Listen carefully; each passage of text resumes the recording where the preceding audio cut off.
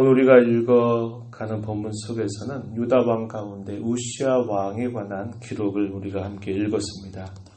우시아 왕의 경우에도 그의 3대 글의 모습을 닮아가게 되는데요. 그의 할아버지였던 요아스 왕의 다스림, 그리고 그의 아버지였던 아마샤 왕의 다스림처럼 처음에는 그가 여호와 하나님 보시기에 바른 길을 걸어가는데 그가 나중에는 교만해져서 그가 결국 안타깝게 그의 생애를 마무리하는 모습을 보게 됩니다. 오늘 우리가 읽은 본문의 후반부에 보니까 나병 환자로 그가 죽을 때까지 살다가 지냈다, 이렇게 표현을 하고 있습니다. 16살 나이에 그가 왕위에 올라서 52년 동안을 그가 다스렸다, 이렇게 표현하고 있고, 그가 다스린 동안에 엘롯이라고 하는 성을 건축을 해서 유다에 돌림으로 이 유다 땅이 굉장히 번성하게 되는 일들이 있게 되지만, 후대 이 엘롯이라고 하는 곳이 그의 손자였던 아하스 시대가 되게 되면 또 아람 나라에 빼앗기게 되는 일을 맡게 됨을 우리는 보게 됩니다. 그의 삶에 대한 평가는 오늘 우리가 읽은 본문 속에 4절 가서 보면 이렇게 표현하고 있어요. 한번 보시죠. 우시아가 그의 아버지 아마샤의 모든 행위대로 여호와 보시기에 정직하게 행하며 하나님의 묵시를 밝게 하는 스가랴가 사는 날 하나님을 찾았고 하나님을 찾는 동안에는 하나님께서 형통함을 주셨다, 이렇게 표현합니다. 아주 단순합니다. 신앙의 모습에 대해 아주 단순하게 표현하는데 형통에 대해서 말하고 또 한편으로는 고난에 대해서 말하는데 형통하게 되는 근본적인 원인에 대해서는 여호와 하나님을 찾을 때 형통함이 있다, 이렇게 말합니다. 그래서 오늘 우리가 읽은 본문 말씀 5절에서도 그렇게 말하죠. 여호와를 찾을 동안에는 하나님이 형통하게 하셨더라, 이렇게 알려주고 있습니다. 여호와를 찾는다고 하는 것이 무엇을 뜻하는가? 그것은 그 당시 하나님이 보내신 말씀의 종들을 귀하게 여기고 그 말씀을 귓가에 늘 듣는 그런 자세를 갖고 그 들은 말씀을 따라서 자신의 마음을 살피고 또한 잘 다스리는 일을 하는 것을 뜻하는 것입니다. 그래서 하나님의 묵시를 밝게 하는 스가랴가 사는 날에 하나님을 찾았다. 하나님을 찾을 동안에는 형통하게 해주셨다, 이렇게 표현을 해주고 있습니다. 그 형통한 내용에 관하여 그 이하의 말씀에서 구체적으로 설명을 해주는데 영토가 굉장히 확장되도록 하나님께서 은혜를 주셨다, 이렇게 말해줍니다. 6절 가서 보면요, 블레셋 사람들과 싸우고 블레셋에 있는 땅들을 헐어버리고 블레셋 사람들 가운데 성읍들을 건축하는 일들을 했다, 이렇게 표현하죠.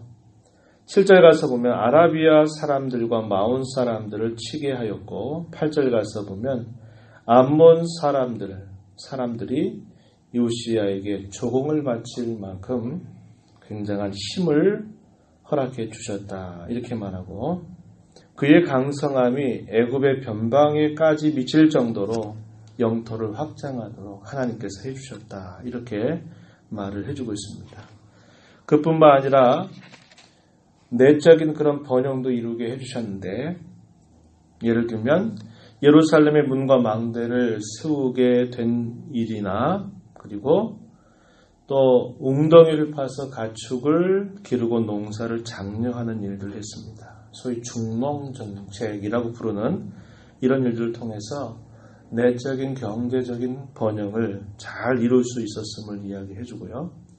외부적으로는 군사와 또 무기들을 잘 고안해서 주위에 있는 나라들이 함부로 이 유다 나라를 넘보지 못하도록 하나님께서 강성함을 주셨다라고 이렇게 이야기를 해주게 됩니다. 이렇게 할 수 있었던 모든 이런 일들은 역시 그가 하나님을 찾았기 때문에 가능했던 일이었고, 그에 관하여서 말씀해 주기를 7절 말씀에서 보면 하나님께서 그를 도우셨기 때문이다. 그 이유를 설명해 줍니다. 하나님이 그를 도우셨다. 이렇게 표현하고 15절 가서도 또 보시면은 이렇게 말합니다. 15절 뒷부분에 그의 이름이 멀리 퍼짐은 기이한 도우심을 얻어 강성하여졌기 때문이다. 이렇게 표현합니다.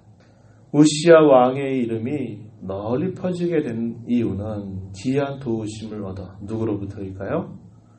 여호와 하나님으로부터 놀라운 도우심을 얻었기 때문이다. 그래서 그가 강성하여졌기 때문에 그의 이름이 널리 퍼졌다라고 말합니다. 하나님의 도우심이 눈에 잘 보일까요? 잘 안 보일까요? 하나님을 찾으면 그 도우시는 손길을 잘 볼 수 있습니다.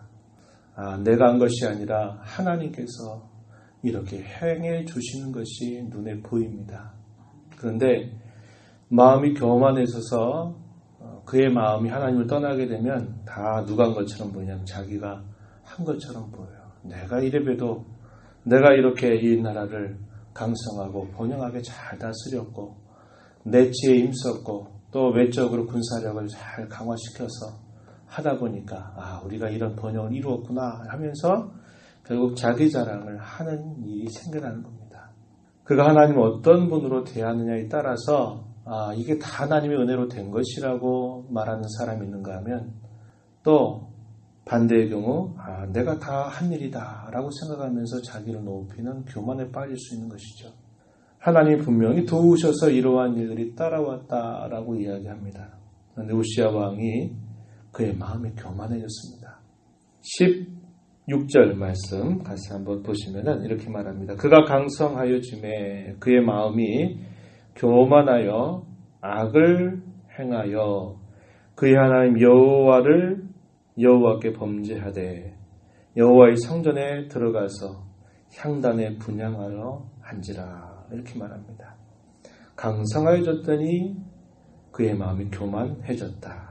교만해졌다라는 말은 하나님을 버렸다 이 말입니다. 하나님을 버리고 그가 해서는 안 될 일들을 그는 행함을 통해서 범죄에 빠지게 된 것입니다. 그 범죄의 사건에 관하여서 먼저 중요하게 언급하는 것은 그의 마음이 먼저 교만해졌다는 거죠. 그의 교만한 마음이 결국 행실을 통해서 나타나는데 그것이 곧 그가 해서는 안 될 일들을 한 것입니다. 하나님의 말씀이 엄격하게 금하고 있는 해서는 안 될 일을 그가 한 것입니다. 내가 왕인데 못할 일이 뭐가 있어? 내가 왕인데 내가 해도 되지. 이런 생각을 갖게 된 것이죠. 그래서 그가 여호와의 성전에 들어가서 향단에 분향하려고 할 만큼 그가 넘지 말아야 할 그 자리를 넘게 됨으로 말미암아 범죄에 빠지게 됩니다. 그런데 그렇게 범죄에 빠지게 되는 경우에도 마지막 기회는 있는데 그 기회조차도 저버리게 되는 겁니다. 그 기회가 뭐냐면 당시에 제사장이었던 아사랴가 80명의 사람들, 제사장들을 데리고서 이 일들이 옳은 것이 아니라고 만류를 하지만 그 말을 듣지 않고 자기는 하겠다고 고집을 부리면서 결국 죄에 빠지게 된 것입니다. 18절 말씀 가서 보면은 제사장이었던 아사랴가 이렇게 말합니다. 우시아의 여호와께 분향하는 일은 왕이 할 바가 아니요 오직 분향하기 위하여 구별함을 받은 아론의 자손 제사장들이 할 바니 성소에서 나가소서 이렇게 말합니다. 그런데 그 말을 그가 듣지 않고 결국 악을 행하게 되고 그 악으로 인해서 하나님께서 그를 치신 증거가 분명하게 나타나는데 그게 뭐냐면 그의 이마에 나병이 생기게 된 사실입니다.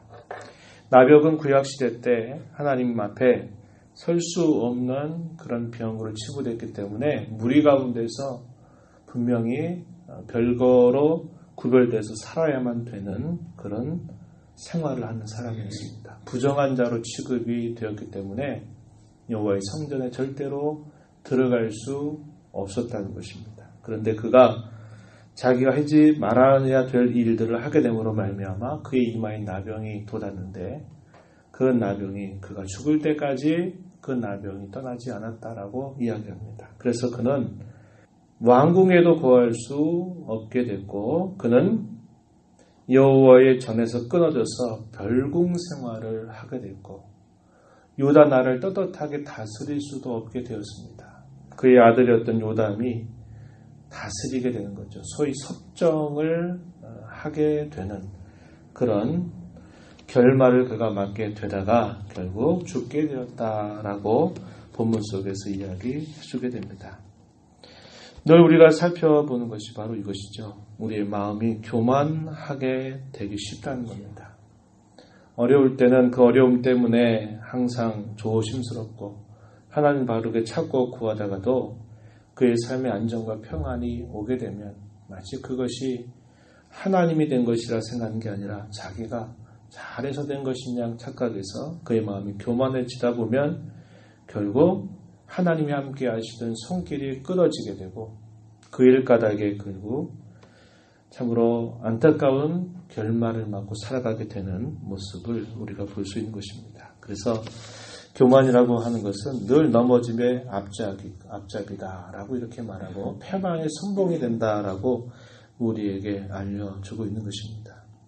인생의 어떤 전반기와 후반기가 이렇게 참 안타깝게 끝나는 그런 경우들이 계속 이어지고 있는 것이죠. 아까 초대에 말씀드렸던 것처럼 요아스 왕의 경우도 그러하였고 그의 아버지였던 아마사의 경우도 그러하였고 우시아 왕의 경우도 52년이라고 한 긴 기간을 통치하지만 그 내용이 안타까운 것입니다. 처음보다 나중이 더 좋다면 더 나을 텐데 처음엔 잘하다가 번영하고 강성하고 힘이 생기니까 결국 교만해서 하나님을 떠나버리고 범죄하게 되는 그런 일을 통해서 그의 인생의 후반이 참 안타깝게 끝나버리는 그런 일들이 또 있게 됨을 우리가 보게 되는 것이죠. 결국 답습입니다. 답습. 앞선 전철을 그대로 닮아가는 답습을 결국 반복하게 되고 말았다고 하는 겁니다. 그만큼 우리의 주어진 그런 환경의 영향을 우리는 쉽게 받을 수밖에 없는 사람들이 우리는 알게 되고 그러하게 더욱더 하나님께서 우리에게 주시는 그 말씀을 교훈 삼고 거울 삼아서 우리의 가야 할 걸음을 잘 세워 가야 된다라는 것을 우리는 볼 수 있는 것입니다. 오늘 저와 여러분이 이 아침에도 나와서 주님 앞에 또 이 하루를 시작하고 하면서 우리 마음이 다시 한번 마음에 다짐하고 하나님 앞에 부어야 될 것은 이전보다 더욱 내 삶이 하나님 앞에 더 바르고 합당하게 섬겨가는 그런 삶이 되게 해달라고 기도하는 것이고 그러기 위해서 말씀을 통해서 매일마다 앞서가시는 그 하나님의 음성을 듣고 오늘 내가 고쳐야 될 것이 무엇이고 내가 오늘 힘써야 될 것이 무엇인가를 깊이 생각하고 받은 말씀을 한 가지라도 그 마음에 두고 순종하기를 힘써가는 삶이 될 때 우리의 삶이 이전보다 나중이 더 복된 삶이 될 것입니다. 이런 하나님의 은혜가 우리 모두에게 함께하기를 진심으로 바랍니다. 하나님 아버지 감사합니다. 오늘 새벽 시간에도 저희들을 주께로 인도하셔서 오늘도 우리에게 말씀하신 하나님 앞에 서게 하시고 말씀으로 앞서가시는 주의 음성을 듣고 또 오늘을 시작합니다. 우리의 인생의 걸음을 판단하시는 아주 중요한 잣대는 우리 인생 가운데 내가 무슨 일을 하고 어떠한 업적을 남기고 한 것에 관심이 있는 게 아니라 우리를 지으시고 창조하신 하나님, 구원하신 하나님과의 우리의 관계가 어떠한 것을 따라서 우리의 인생을 판가름하시는 것을 보게 됩니다. 우리의 인생을 마치고 주의 면전에 설 때 주께서 결단코 이러한 내용들을 따라 우리의 인생을 판단하실 것인데 우리 매일매일의 삶을 살아가는 동안에 이전보다 나중이 더 복되고 귀한 삶이 되도록 저희들의 삶을 인도하여 주시옵고 날마다 저희들에게 주시는 말씀을 헛되이 받지 않게 하시고 그 말씀을 통해 회복돼야 될 것, 고쳐야 될 것, 힘써야 될 것이 무엇인가를 깨우쳐 주시는 대로 힘써 순종하는 삶을 살아가는 저희들 모두가 되게 하여 주시옵소서. 은혜의 보호자 앞에 나와 주의 긍휼과 자비를 구하오니 저희들을 긍휼히 여기시고 기도 가운데 하나님을 배우는 귀한 시간 되도록 이끌어 주시옵소서. 귀하신 예수님의 이름으로 기도하옵나이다. 아멘.